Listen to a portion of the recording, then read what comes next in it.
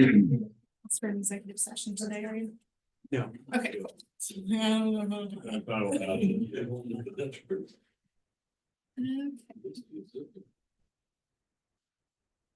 The meeting is live. Good morning, welcome to the March 24th meeting of the Raleigh County Commissioners. Please stand and join the pledge of allegiance. Pledge allegiance to the flag of the United States of America and to the republic for which it stands, one nation, under God, indivisible, with liberty and justice for all.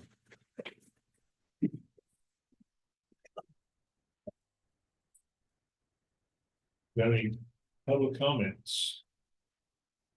Good. You just said no public comments, I would have solved it. That was a first. Well, I'm not topping that one this morning, that's for sure. I didn't have a lot going on, to be honest with you. Thursday, post meeting, I met with Raleigh County Treasurer Shiloh Hager in her office to discuss some items relevant to her department, including SB 119, the driver's license department, some of the personnel ideas, as well as the 2026 budget, some possible software updates to help manage things in a more effective and efficient manner. So certainly appreciate the dialogue. Shiloh is always a wealth of information when it comes to those things. Friday morning, I listened in on the 2025 Kansas County Health Rankings and Roadmap webinar. It's hosted by, actually it's hosted by two. It was hosted by KAC and the Kansas Health Institute, but Wyatt Beckman from the Institute, he's senior analyst for them, provided an update and summary for all 105 counties, as well as reviewing the updated data. Also highlighted new measures and features, including in this year's release, provided a live demonstration for how to navigate and utilize the website. To get on there, it's a little tricky, actually, so just be aware. Of course, that coincided with the annual rankings that, of course, came out on the 19th. This weekend was mostly about basketball. K-State girls played a hell of a game yesterday. Oh my gosh.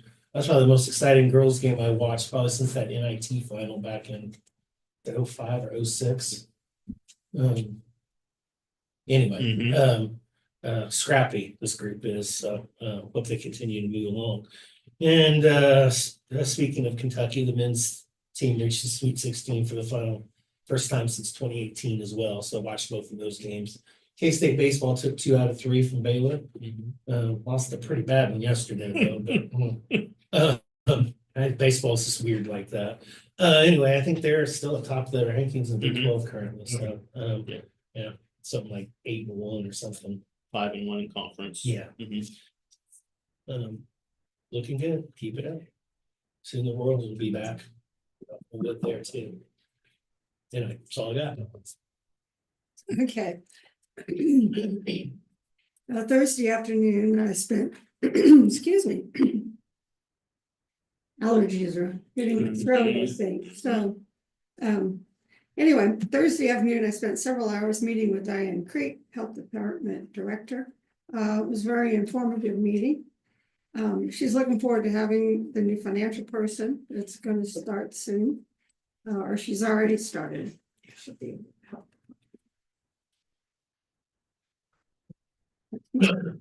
She updated me on a lot of the issues she's identified in a short time there and how they've been addressed.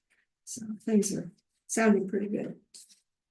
Friday, I went to the Raleigh County Historical Museum and met with Director Hensler.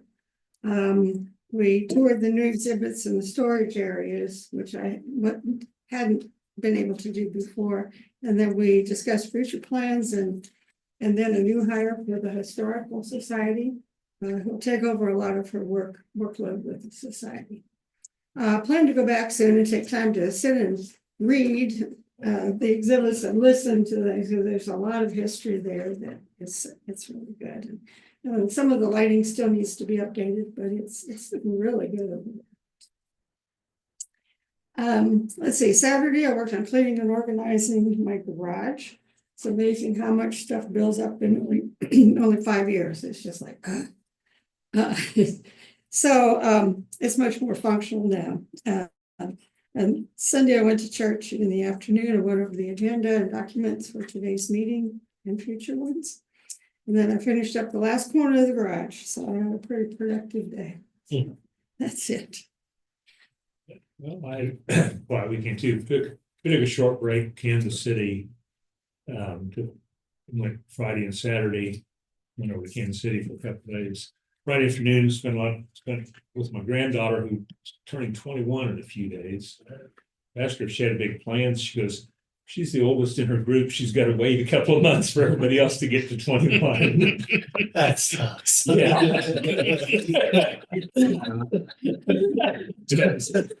And then Saturday, we went to our daughter's house with her, with the other kids there and got to see.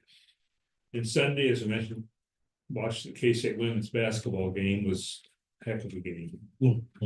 Back and forth right to the end. And then Sunday evening, we went out to the airport to greet the team that came in. And it was a nice crowd there, and the team really appreciated, I think, the recognition. Didn't look like there was any room to even walk. It was, that room was pretty full. The airport made some money because, you got 1 hour free. Well, they were half hour late getting in there, so everybody, and their machines don't work.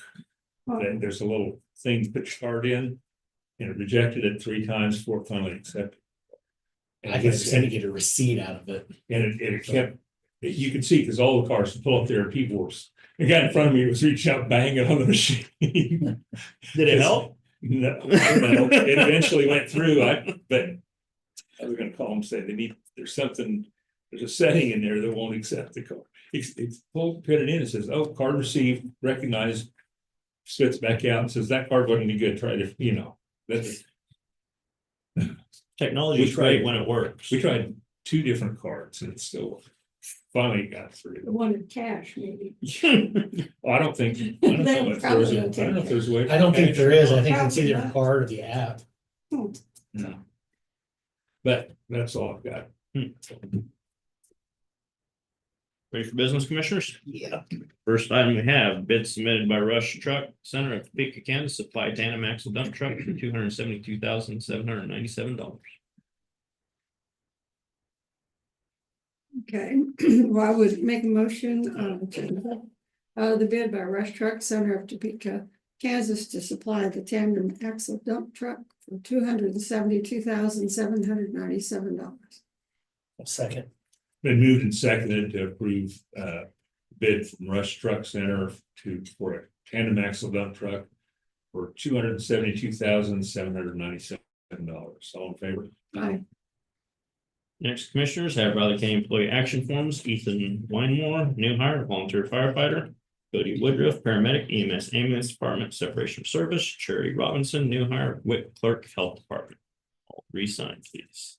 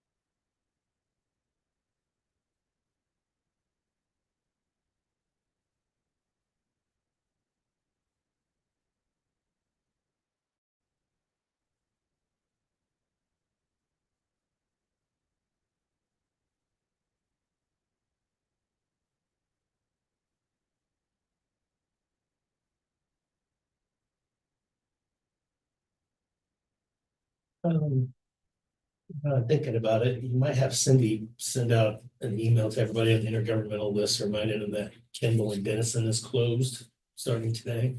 Again. Yeah, they're putting up the lights finally.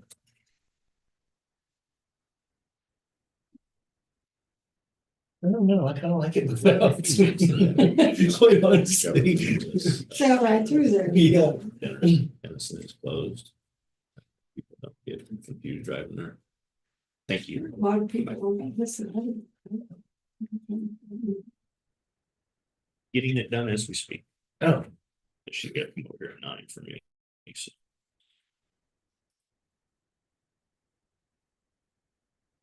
okay.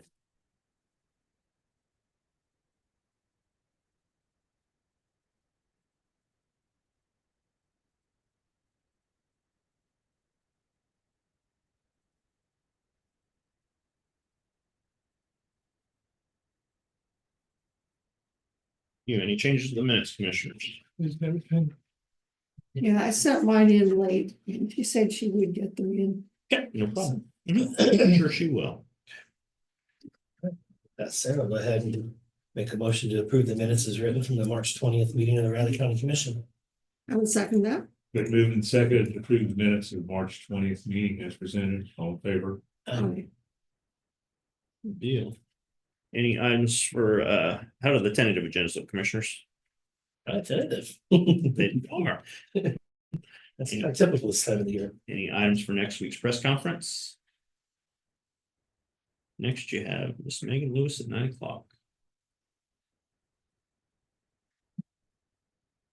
A bit of a break.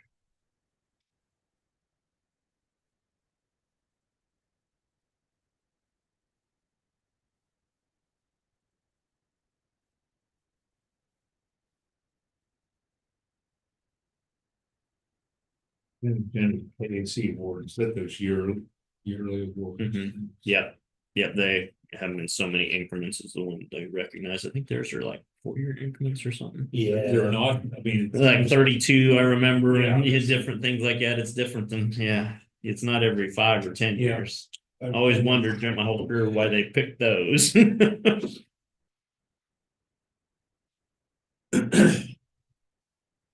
think it's probably because elected officials come on that 4-year rotation. I think you're right.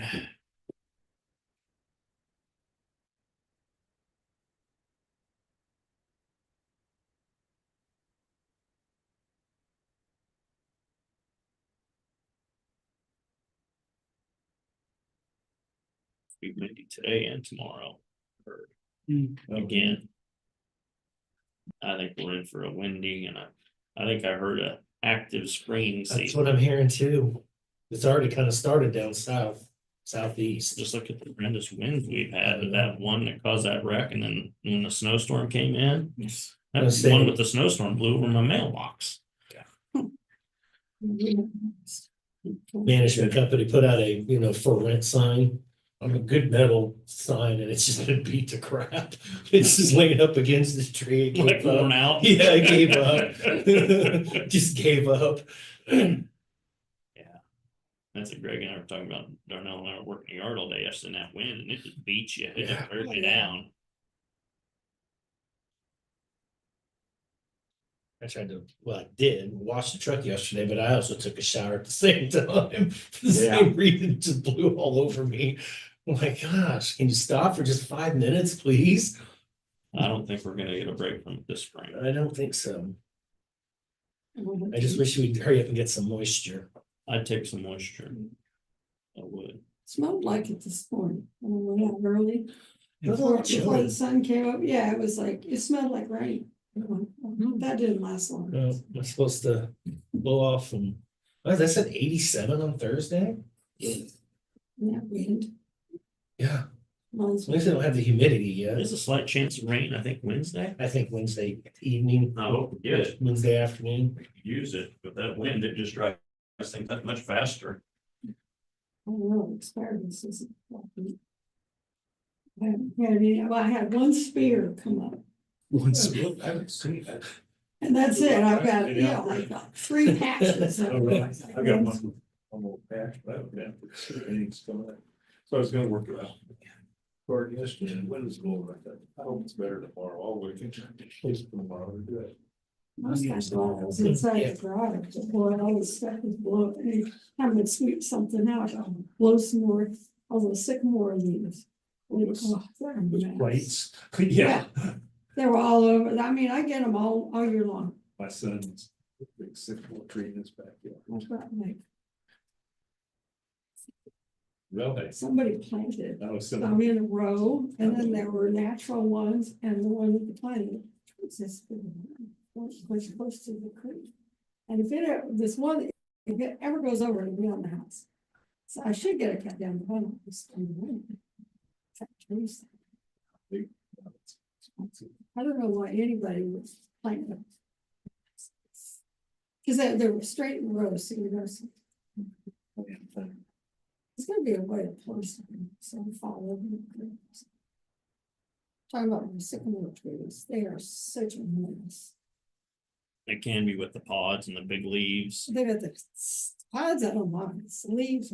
Leaves are huge. They're the size of a plate. There's Well- some size of the laptop there. Some of those leaves get huge. I still have them in my garage from last fall, and now there's some more blowing in. I get some blown out and then they all come back. It's like, when they get in the house and they break up and you can't vacuum them. They're a pretty tree. I do like sycamores. They are a pretty tree. But a couple of them. Maybe a hundred Oh yeah, they get down huge. by the creek. They get huge. They're a very pretty tree. I like sycamores. I don't, you can come get But I don't one. got one in my yard, so. Like I say, of course, it's not his, it's in his neighbor's yard, right on the lines, but he gets all the, Mhm. well, in that.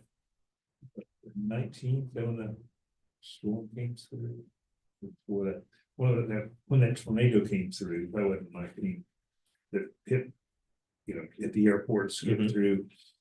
He called me, and took a big limb out of that tree into his roof, so we were out there. Once the storm was passed with tarps, Mm, all the Oh, goodness. dragging the tree limb off and mm, getting it tarped up. that's no fun. I should probably get that one taken out if it falls. Of course, it's leaning toward the creek, not towards the house. So That's a good deal. Yeah, So if it goes down, Yeah, it'll- it should go the other way. it should go the other way.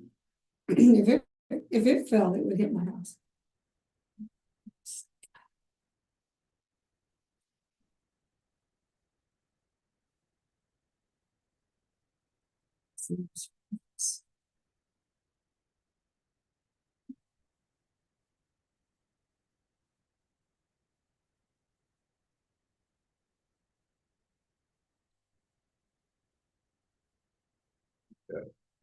mulberry, not the fruitless mulberry, whichever is the male. The males are fruitless. Yeah.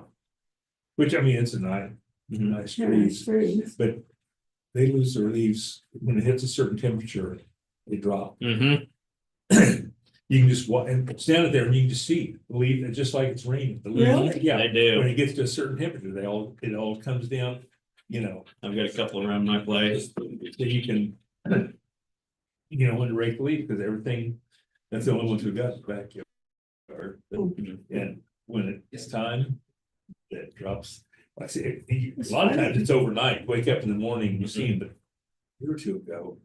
Happened during the day, and I was standing there watching it, it was just raining. It is. It's kind of pretty and you can hear Yeah, them it's- falling too, yeah, because they it's kind of really- fall when they're still heavy yellowish, Yeah. they don't get completely brown. Right. They're kind of pretty and cool when it falls. Have you got any that berries on, or just? I've got some around my place that have the berries on. Raccoons find those like crazy. Raccoons love mulberries. My great aunt used to have a couple big mulberry trees. We'd go out there, we were kids, spread the sheet underneath and shake the Oh, trees. shake, okay. She'd shake the trees. They're good eating. I like to eat them. They are good. I had a bumper crop of wild raspberries last year around my Yeah. properties. Oh, really? Oh. Yeah, Darnell and I just walking from our place to Blake's, just pick handfuls of Oh, them. really? Best crop I'd ever had. We've got multiple places where, and they're, probably twice the size of a mulberry, they're decent size. They're good flavored last year. As I say, they're a raspberry, but they turn purple. I mean, they're really dark purple like a raspberry. They're good, thorny though. They're on thorny bushes. I got a really nice gooseberry bush in my yard. It just grew there naturally and I left it and it's huge. Hmm. And those are really thorny to pick. Oh, yeah, they are. We had some over at Tatarac's. Keep chopping them down. One people. So have you started any garden? Got it tilled. I got it tilled. I need to get onion bulbs in. Onion That's what I sets.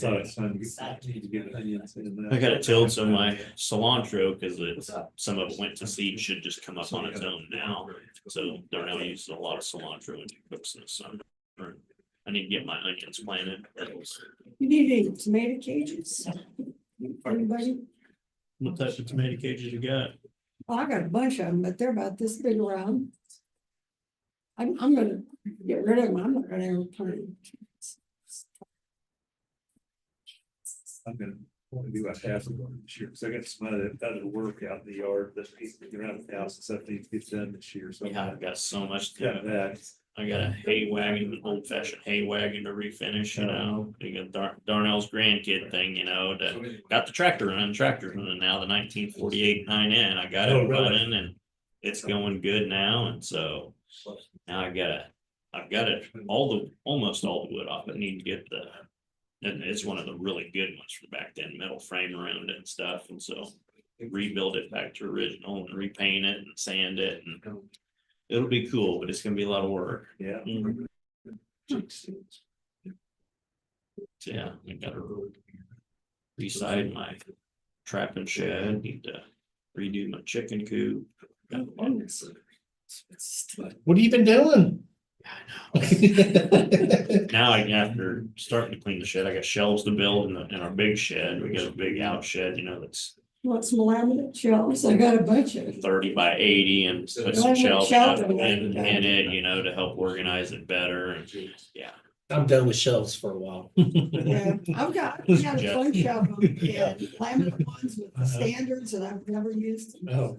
I'm gonna get rid of those.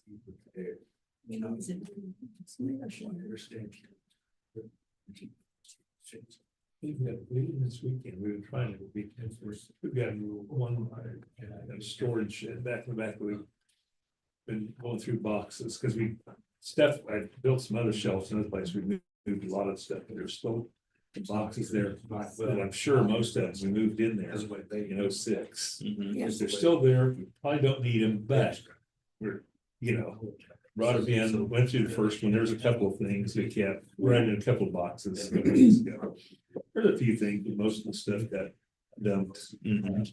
I've got most of I have plastic tubs that I put on my shelves, and most of them are my daughters. Oh.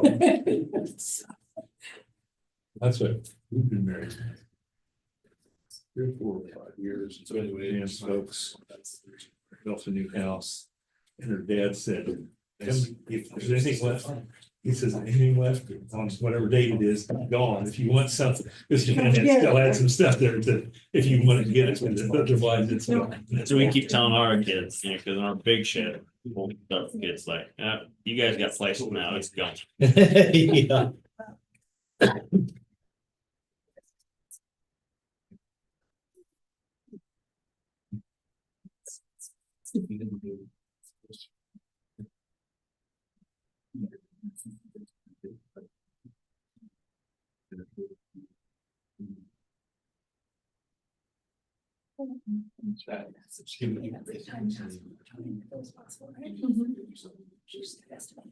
Yeah, I know, there's a lot of that stuff, like that stuff, they don't.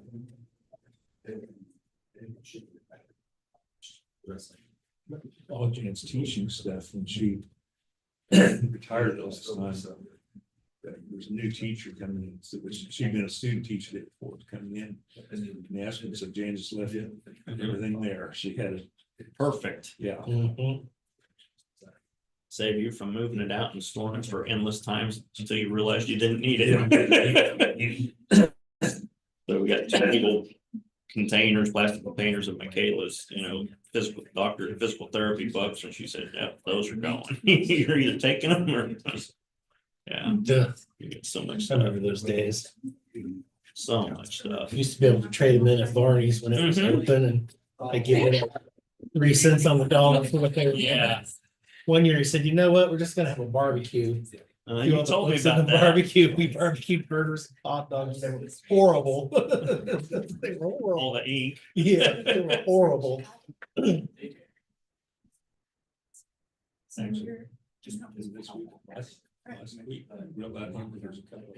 We grilled out hamburgers too. Darnell and she's in, we didn't think we'd have nice. Grilled cheeseburgers, it's really good, so that's what we did. Half tempted to pull out the fryer and fry up some birds, but it's just too windy. I may not have a wind to do that. Yeah, I was trying to find like a 8 to 10 pound turkey because we want to smoke. I can find a whole turkey in this town to save my hide. Not this time of year. I imagine I could order one online, might do that because we want to smoke one, see how it is. Yeah. You know what I mean? It's like they're not semi-arid or they're not. I think this next year, maybe for Thanksgiving, might try frying a turducken. Yeah, those always look cool. Always thought those look neat. They do look cool. I wonder if they are cool. They are, Do yeah, they taste Oh, I'm good? sure. they do. I'm Do sure. they taste good? Normally you kind of bake those with the stuffing or rice or whatever in them, but think about trying to fry it and then put Yeah. everything into it. You know, the thing is, stuffing is so good. Oh, Real even stuff. my wife. Like I'm you not gotta a make it stuffing like the real person. stuffing. You don't open a box. You Oh, make it yeah, real that's what thing. my wife does. And I mean, My wife just That's loves tough. I have not perfected that. it is tough. My mom has. Either I don't my put mom enough has seasoning in it, or I restaurants. put too much sage in it, Yeah. and I've never been it. able My to. wife has it down, but I'm just not a huge stuffing person. Oh Yeah. my gosh. Yeah, and I don't even Loves love it. bread, but stuffing once a year, come on now. Yeah, I don't know. My wife's the same way. She can do without the turkey long she had the stuffing. Yeah, we're talking about these Yeah. things. Oh my gosh, we're ways off from this. Careful, you might blink and it might just be here. It will. Yeah. It will. Yeah, we have to. Every single day. Yeah. And then the snow. Yes. Yeah. Yes. Hey guys, hold the fort down. All right. I still don't have my. Thanks. You didn't have what? I'm sorry. Good morning. Getting a lot of practice on this. I think we found a replacement. Yes. How about your exotic break? Exotic break? Was it exotic or not exotic? It was great, yeah. Pardon, sir. Have you been? I had been, but I hadn't been to a big island, so. Whole family or just? No. No. Neither.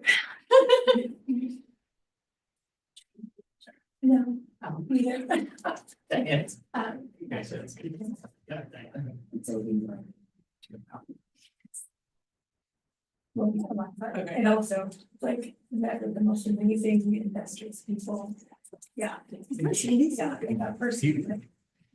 I just heard, I heard from Chief Stuckey, apparently there's a Senate Bill 199 that would enable year-round fireworks sales. In the You state, around what? year-round fireworks Like, sales. yeah. Oh, no. And I'm like, half our state's See? almost a desert. This sounds like a terrible, Commercial. but I don't know that it'll go anywhere. Yeah, it probably will. You think so? Yeah, because Missouri sells them, and it's a way for the border counties to create some revenue. I've noticed that. They said only the sale, Not the, not the actual. Couldn't cities do that themselves without? I think- No, because that's a uniform, Yeah, that's a right uniform now- statute. right now it does, right now they don't, there's like a prohibition. Cities have the ability to say no to fireworks and sale of fireworks and the usage of fireworks or. lighting, whatever you wanna call Yeah. it. There's several, I think Leavenworth. I mean, I looked at it and, That's fun. July 4th. yeah, Yeah, they were very. Oh, they allow it from like, what is it, like July 1st to the yeah, or like, midnight at the 4th or something? yeah, I think- Go on, all night. It's crazy. I want to say that maybe June 30th is the first day of sale or something. It's, yeah, Yeah. it depends on how that plays out, something, yeah. I mean, you And I talk- think you can sell it the day after too. Yeah, so people can stock up for next year. You talk about a misspent youth. I probably read that law 15 years ago. I was saying, well, Oh, yeah, I'm sure. It's not a very dynamic area of the law.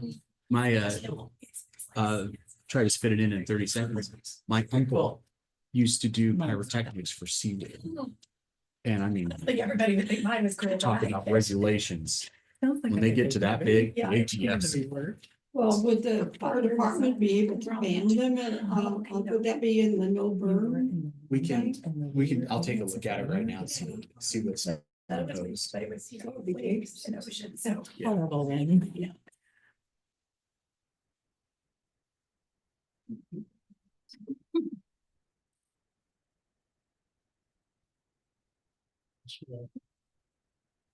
Good morning, Megan Lewis from Community Corrections. I am here for our monthly update and a few other things this morning. I can make this a little bit. There you go. Okay, to start off, I would like to talk about juvenile intake and assessment. February was an amazing month. We had 4 intakes. It was great. So I think that probably was part of the weather.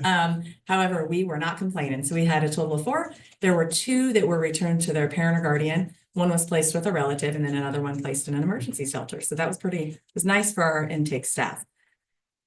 For our youth court immediate intervention program, we had a total of 40 participants on, and 13 of those are required jurors, 3 volunteer jurors, and then that makes a total of 56 participants overall. In Clay County, there is just 1 participant.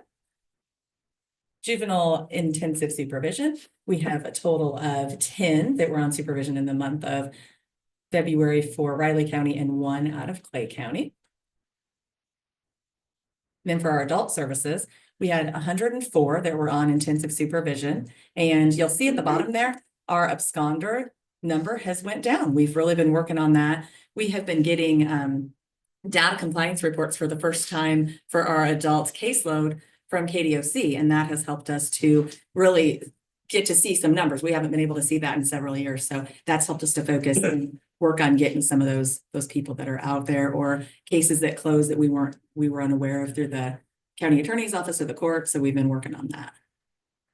Our adult recovery court program has 17 current participants. 14 of those are in Riley County.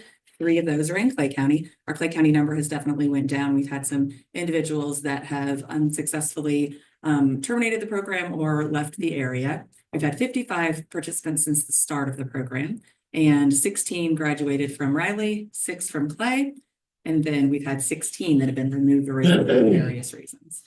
Our next Riley County Recovery Court graduation will be on May 28th. If anyone would like to attend, that is open. And then I wanted to give just kind of a highlight to our Police Protective Custody and Protective Homes program. So, as you're aware, we have protective homes, and the purpose of those is to respond to youth that are placed into police protective custody. So when law enforcement encounters a child that's unable to care for himself or herself, they take him into custody for the protection of the child. Situations that may lead to a child being in police protective custody varies. So some examples might be that the parents were involved in a car accident. There's nobody to care for that child, or the parents were arrested for whatever reason, or there's just no caregiver available, such as a toddler found wandering the streets with no adult supervision. There's lots of I could give you lots of scenarios. So Situation yesterday out on the interstate. I haven't heard about that. Yeah, apparently, I didn't get the entire picture, but they had a 6-year-old in their custody and They kidnapped her. Yeah. Oh, that was a couple days ago. I did Yeah, see that. yeah. I Yes. just saw it yesterday. So Yes, that is a good example until they figure out what's going on with that juvenile, that they would be placed in police protective custody. That's a great example.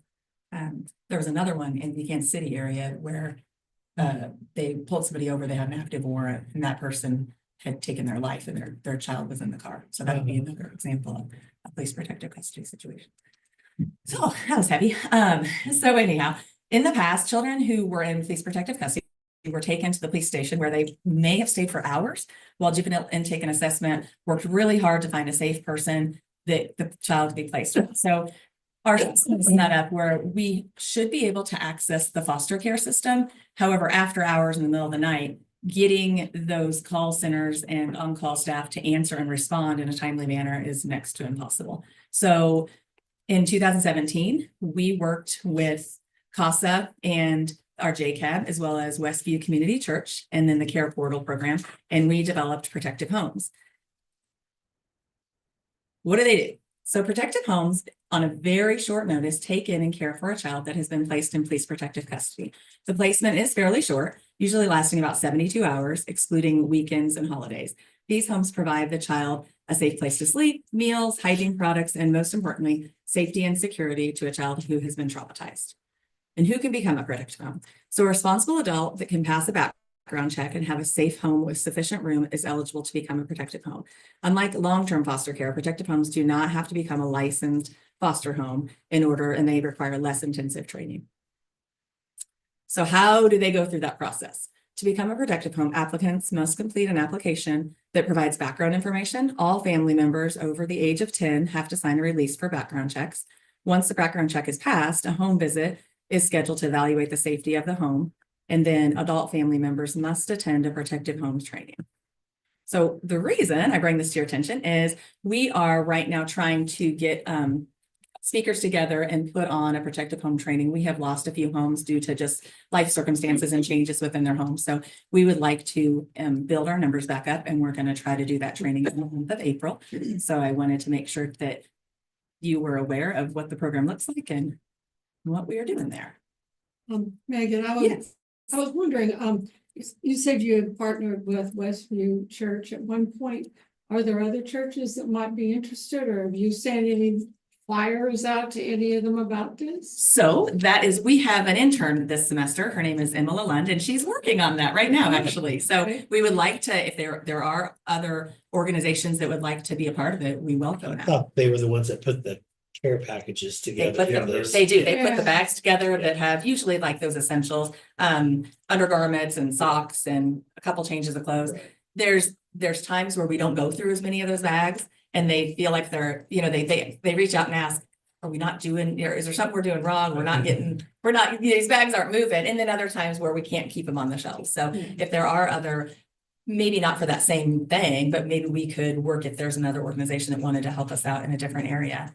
Well, I know that there, the 5 churches, mainstream churches, downtown aren't doing the common table meals anymore, so they're all looking for other things to do for outreach. So Way to that's give why I back was to the community. That's a thinking great idea. So Emma is working on that flyer, and our Okay. hopes are that we're going to start getting that out, and hopefully, and also maybe some recruitment within those churches if there's some families that would be interested. sure in there are. protecting Yeah. them. So that's a great question. Okay, the next thing I have is a request to fill. We are, speaking of juvenile intake, we are down 2 juvenile intake officers. Both have left for personal reasons, and we would like to request that we could potentially fill another 2 to 3 positions for the summer, hopefully getting them hired and trained before we get busy in the summertime. It's good to have 6 to 8. The last time that we hired, we hired 3, bringing us back up to 6, and now we've lost 2 of them. So, and those are the individuals that they do respond to the after hours and weekend calls. They work 5 to 8 a.m. on Monday through Friday, and then also on Friday, 8 to 5, and then 24 hours on Saturdays. And we do a rotating schedule with them. These are positions that we've already planned for and budgeted for.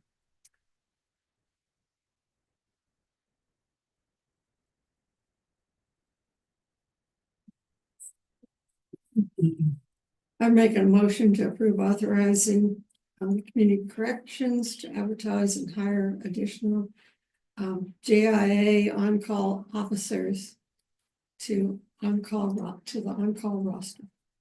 In a second. Been moved and seconded to approve authorizing community corrections to advertise and hire additional juvenile intake officers to the on-call roster. All in favor?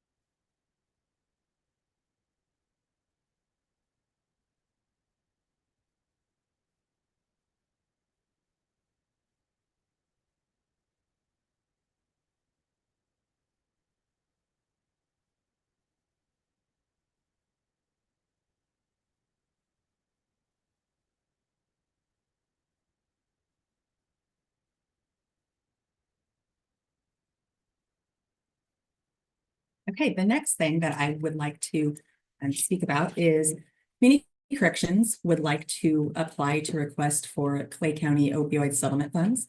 In 2021, we started random drug testing and alcohol testing in Clay County.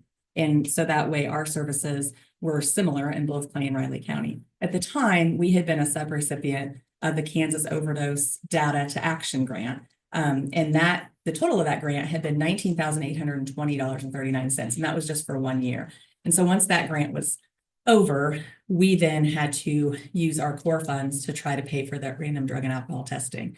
And we were made aware that Clay County does have opioid settlement funds that could be used for this. And they told us that at the commission meeting that we had went to, Brittany and I. And so I would like permission to apply for those funds. Just an idea here, in 2024, the random drug and alcohol testing in Clay County was $13,432.68. So we would like permission to be able to apply for those funds, to utilize those to pay for the random drug and alcohol testing in Clay County.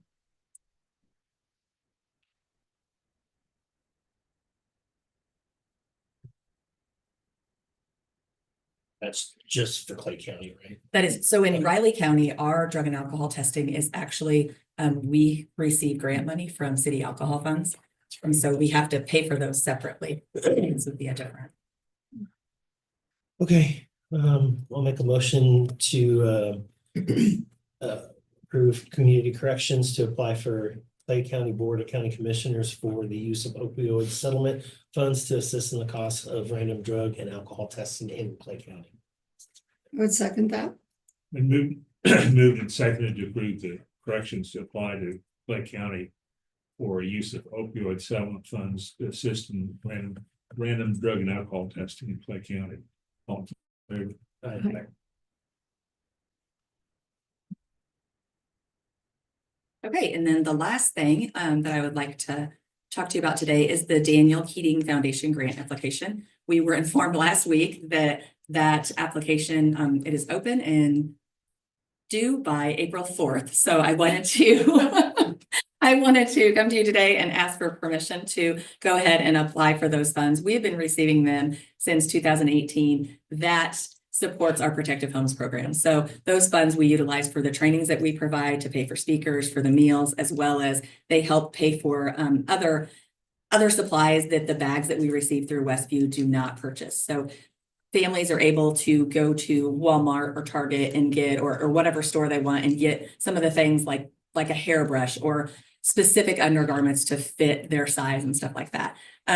So they've been essential in us being able to continue to have the Protective Homes programs. And in addition, each child per day that they care for, they get a $25 stipend to help just offset the cost of taking those kiddos in. And that's where we receive that money, is through the Daniel Keating Foundation. So I would just ask that we could reapply for those funds.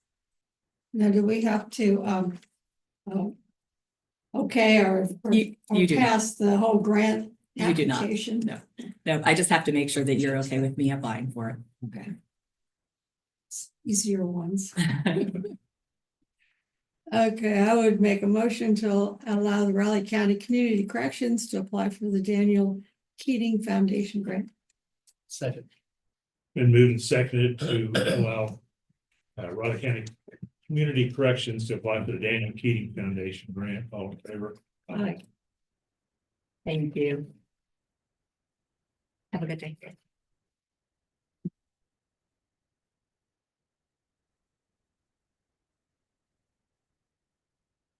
Minute or two. Morning.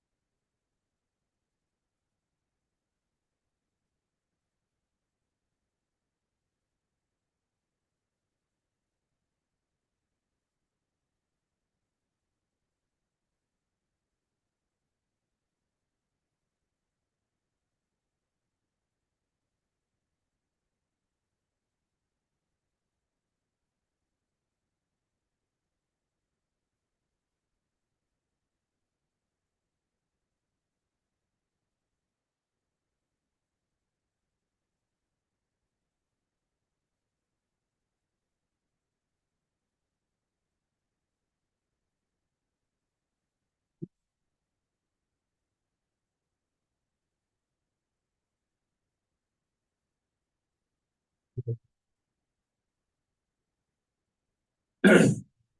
good morning. I brought someone with me.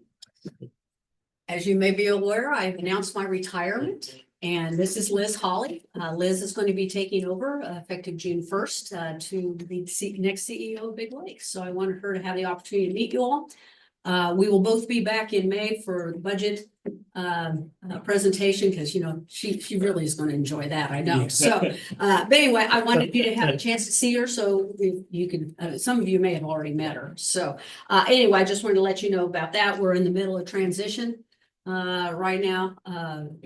I'm trying to download 20 years worth of information into her head. I feel really sorry for her, but it's going very well. And Liz has been at Big Lakes for 17 years, isn't that right? So she is very much familiar with our operations.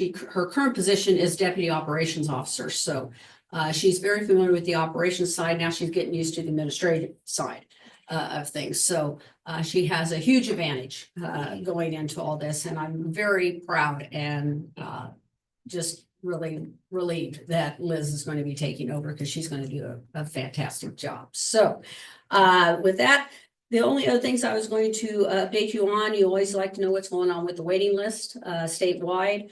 As of March 13th, it's 4,426. That's actually up 142 from the last time I was here.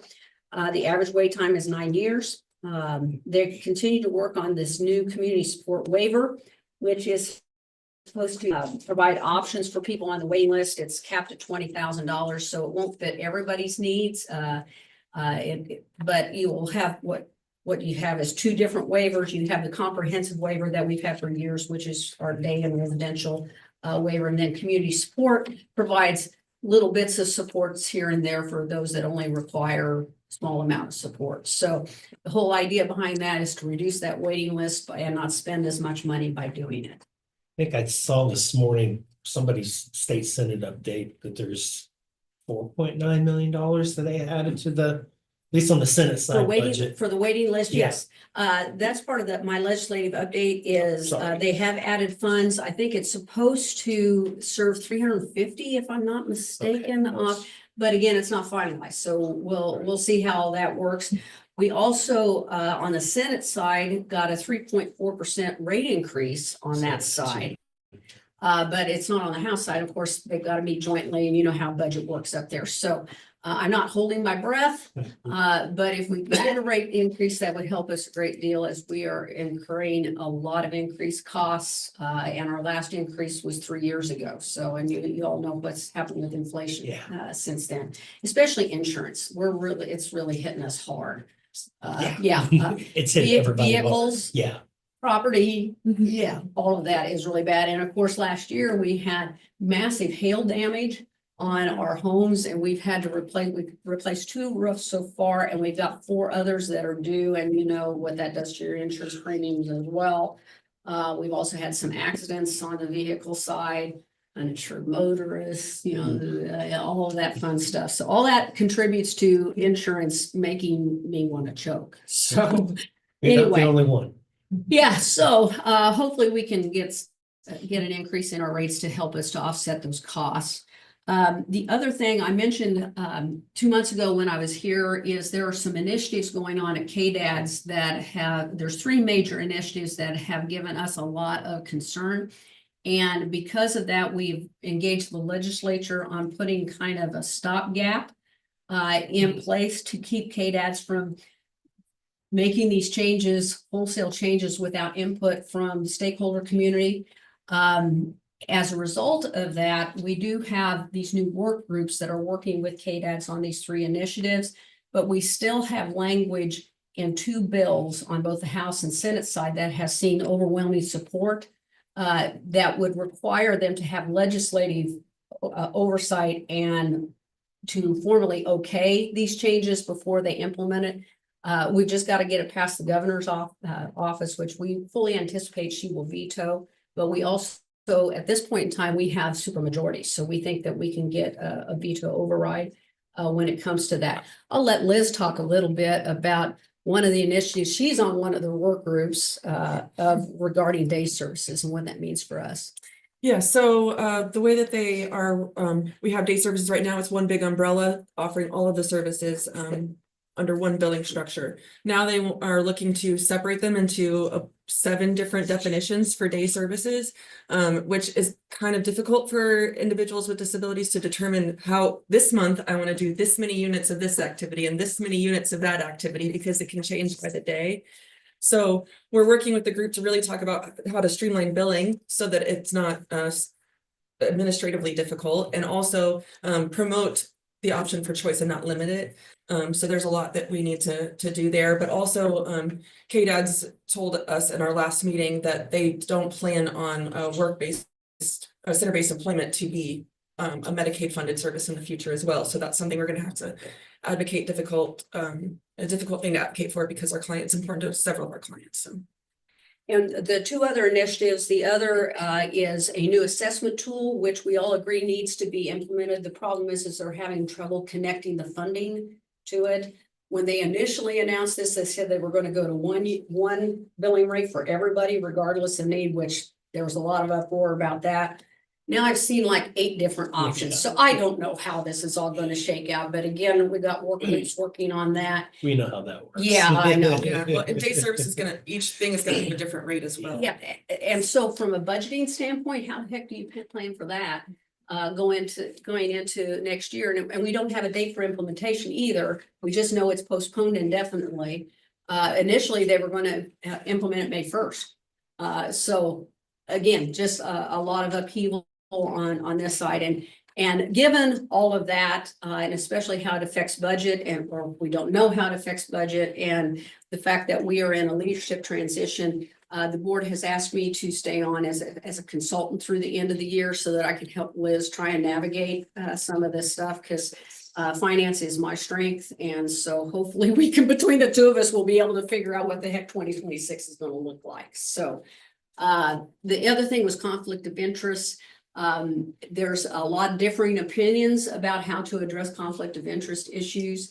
One that directly kind of affects the county in this respect is the county back in the mid-1990s designated Big Lakes as the CDDO. We're the Community Developmental Disability Organization that helps determine eligibility and assessments and so forth.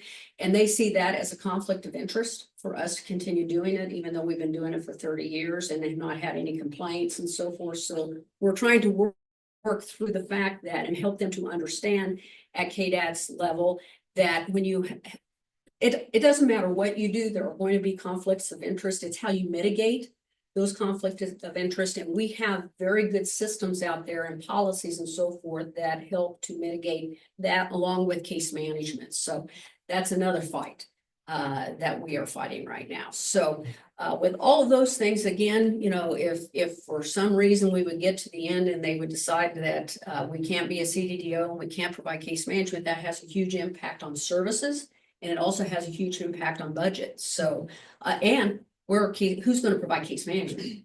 That's the big question. So lots of questions going forward that Liz is jumping in at a really wonderful time. Sarcasm.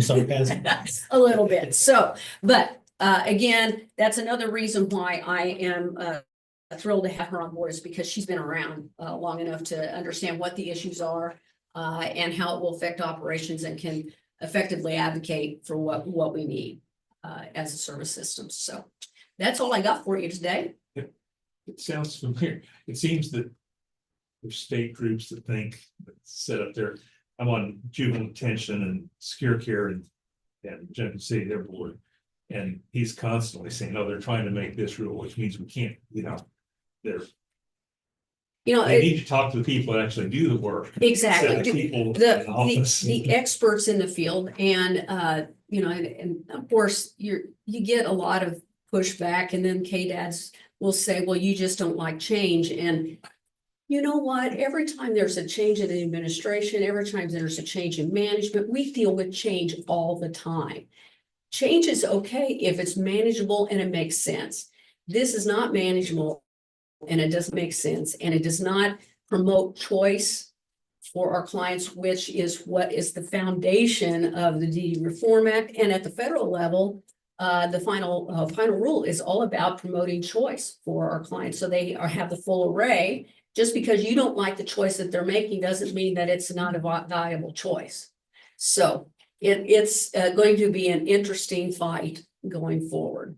But again, the good news is that I think we've got a lot of good legislative support in this area. They are seeing how ridiculous that this is. And one thing that Liz did not mention with this whole splitting it into 7 different categories, the push is for community supports, getting people out in the community more, which is terrific, except they're not giving us more money to do it, and it costs more money to do that.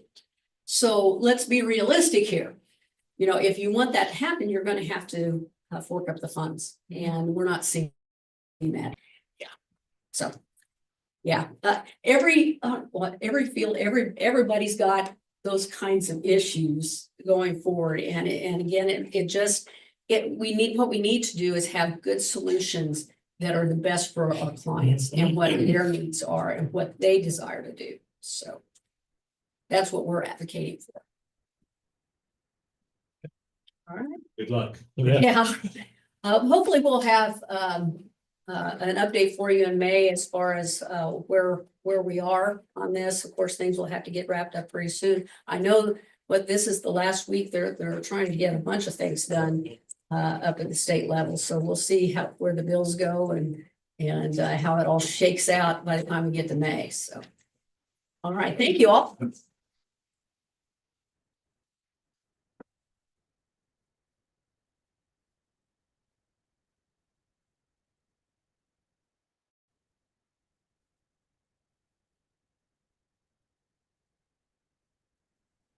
Your attention. This is DCF. Yeah. Has rules that they can, oh, you do this, and then he goes. I deal with kids every day, that doesn't work. DCF. It is.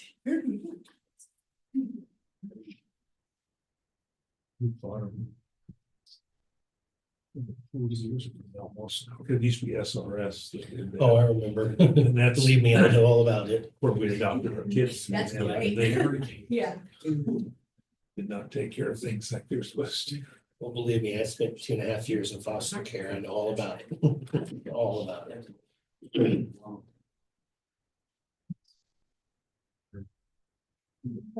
Wants to sign. You can just leave then. Go to your office and get things done. Just gotta keep track of what we're saying, though. That's good. Gotta keep us Yeah, in line. before 'em, I guess I better stay. Yeah. Yeah. I was kidding, of course, yeah. That's a short meeting. The calm before the storm. In May. Yeah. Yes. And now, there's the kids. Got an announcement last week about 80%. And they are contracting out of state corporations to basically run that, and that's what I see in the direction. And. That's what.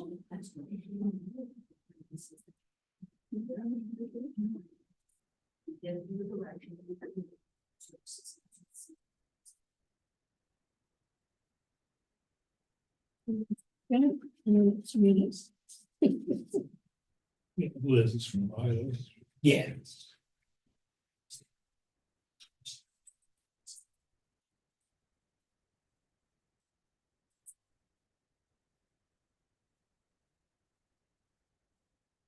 You fine or you do it?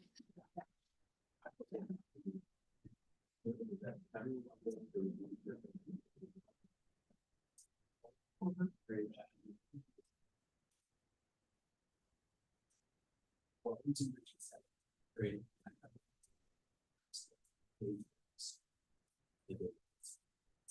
Already seen, right? That was the other thing I was gonna share. Yeah. We were gonna get the fence to tie in.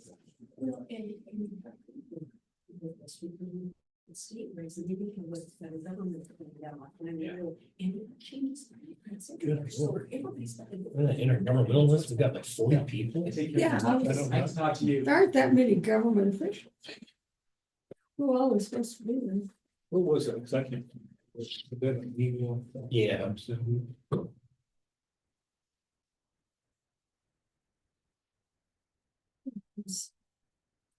But like I was saying, I didn't recognize half of the people on the list.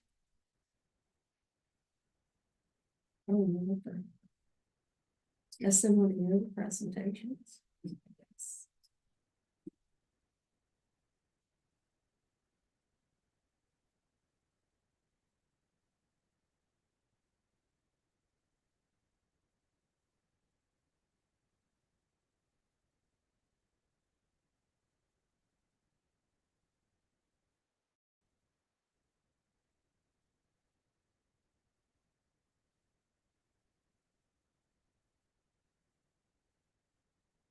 Okay. And Patty Day, I think, welcome. Yeah. You gotta come Here. in for that. I think ATE doesn't, there isn't anything controversial there. Yeah. Oh, well, yeah, Trying to get it funded and Trying to get keep buses. the routes and yeah.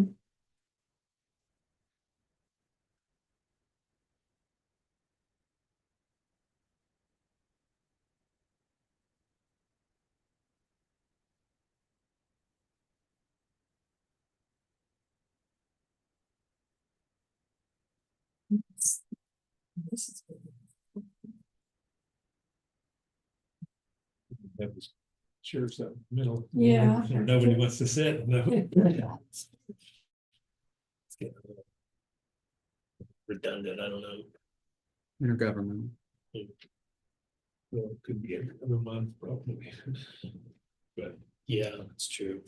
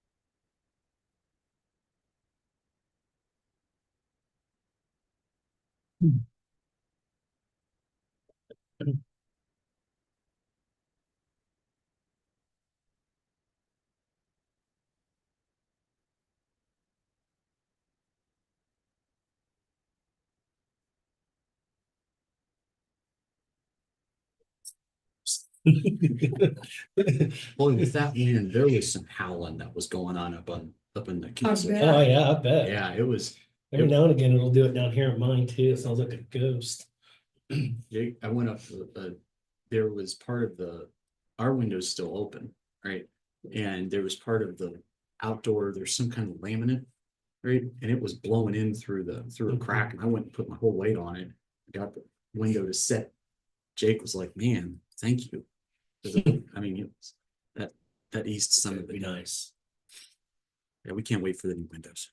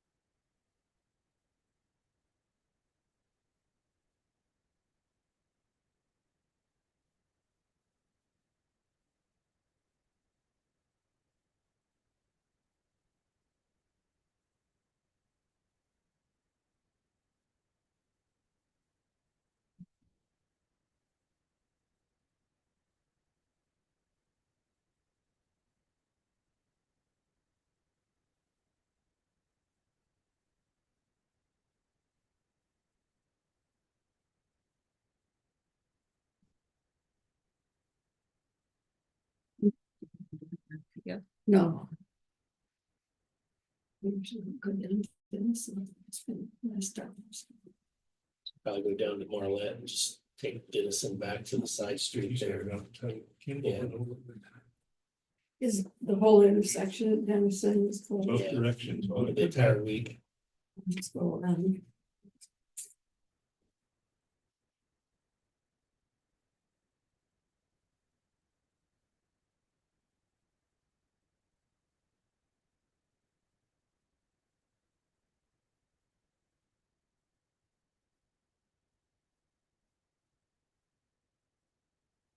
Right, gonna be, he's had water instead of coffee, we'll see. No, I had coffee this morning. Oh, was there Yeah. coffee earlier? I saw it at McDonald's. I was afraid he was without coffee and I didn't know what was gonna happen. It is not safe for me to operate around other people without coffee. Okay. It's true. Brian Parker, county counselor. The only thing I was gonna talk about that I already mentioned from the bench that Chief Stuckey brought up, I had some time, if you may have noticed, I was reading over here earnestly. I read through Senate Bill 199, which talks about statewide sales of fireworks. And it will be interesting to see if it passes. It looks like a version of it's been passed by both the House and the Senate. I think it's back to the Senate for reconciliation. I'm not quite as well versed in how that goes once it's been passed by both chambers. I think that there's a different term for. Conference. Yeah, it's been, Oh. yeah, but it's gone before both chambers for vote. And both approved a version of it that seemed to be fairly similar. So if that comes down the pike, I believe I heard from Chief Stuckey that there's a thought that we would still have some local regulatory power. As I read the statute, I don't know. So it will be interesting to see how that's dealt with. I think there'll probably be a position that's put out by the CAC, Kansas Association of Counties. And I'm sure the League, Kansas Municipalities will have something to say about it as well. And then that we can kind of base some guidance off of that. I mean, from the thing I will share is that it talks about the right to sell. It does not talk about the right to shoot off. Right. And one of the things that I'm sure a lot of different jurisdictions would are looking at, because I know from prior discussions on this subject, is perhaps when there's a burn ban, right? I want to make sure that people don't. There's always 3 topics that every local government person dreads talking about, and fireworks is one of them, right? And so, yeah, so. Because it's just you're damned if you do and you're damned if you don't. But it looks like if year-round sale does become a reality, we may need to look at doing something when it's unsafe for people to be burning generally. So that'd be the only thing I have. Do they put in any restrictions on like where they can be sold? Do they have to be in a confined building, or can they be on the street corner? Do they put in any? No, yes. You have to be in a confined space. Confined space. And you like have to a transport it warehouse in or- a confined area. I'm just going off of what like Missouri and Mhm. Indiana do. So I'm sure it'd be something similar. Yeah, I wouldn't just be willy-nilly. They talk about the state fire marshal can prescribe certain regulations. And I believe this is from talking to my uncle, was almost killed by fireworks like 5 times. I mean, his stories are hilarious. He was Sound hilarious. oh yeah. 5 times, you think you learn after the first. Guys, my uncle Dean is hilarious. Right. Right. He started off as a fireworks professional back in the late 70s down in Wichita. And then he was hired by SeaWorld to be their pyrotechnics manager. And so he did that in SeaWorld Orlando. Okay. He did that 2 different stints, but he was also called in to clean up SeaWorld San Antonio's fireworks management. And so I've talked with him for hours about fireworks management because I was fascinated. And basically the Bureau, the feds, the ATF, alcohol, tobacco, and firearms, they have their own regulations. So a lot of they'll probably, I imagine the state will mirror, or they'll just rely on it, because it really comes down to safe storage. And that's what's fascinating. But I can tell you, without taking up any more of our time, that SeaWorld San Antonio brought him in after a manhole cover was blown like 5 miles from where like there was an explosion. Right? I mean, this is not relevant at all to anything we're talking about. It's just a cool story. So, but he's hilarious. And yeah, and I got to catch Shamu out of it. So anyway, that's all I have for my report. I stand for questions. It might be good to actually look at this because you'll probably be surprised how many people have bought fireworks in another state or bought them at 50-75% off the day after and Yeah. aren't storing them properly. Yeah, that's scary. I think it can be. I think it can be. The thing that I rest assured about is the stuff that was like truly scary that I heard about from Dean was like stuff where it was like, oh, nobody has access to that level of munition. Like it was so, but I'm sure that so I try to like rest my head on my pillow and say that, but no, Commissioner Ford, I think you're absolutely right. Like improper storage, we should take a look at it because if you keep them out in a barn or whatever, that's a recipe for disaster. And as they age, they become unstable. Yeah. They really do. So. And I don't know, I'd say I know Missouri sells them year round. They also used to sell stuff that Kansas didn't allow. Yeah. Yeah.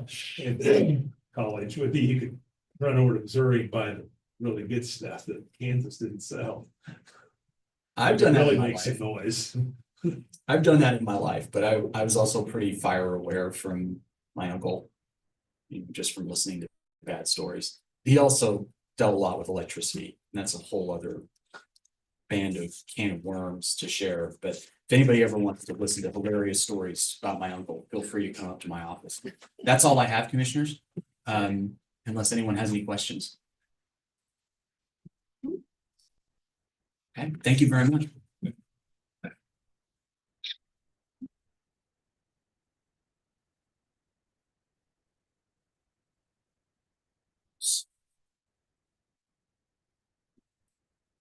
I guess I can make a motion then to adjourn the March 24th meeting of the Riley County Commission after this afternoon's intergovernmental luncheon. I would second that. Been moved and seconded to adjourn the Riley County Commissioners after the intergovernmental luncheon meeting. All in favor? Aye. Aye.